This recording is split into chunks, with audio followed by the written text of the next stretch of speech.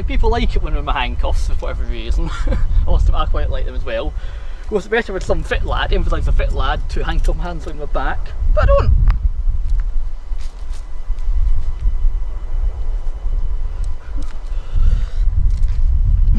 As people say, you couldn't run in these, so if I was a fugitive, yeah, that's one, I can't even pronounce it, I couldn't run very far.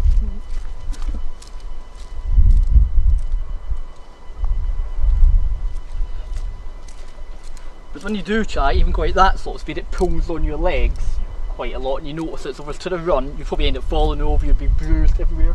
Wouldn't be too pleasant, of course. If you were really helpless and you were really trying to run away, you probably wouldn't care about the pain, but still, you wouldn't get that far.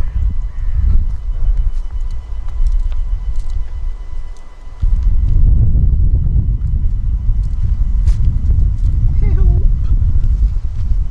Anyway, I'm going to run off now. Well, as fast as I can, find the keys to my handcuffs, and I'll get going home. So hopefully you enjoyed this video blog. If you do, make sure you comment, like it, subscribe, put that little bell icon, and you get a nice notification when I do a new video blog.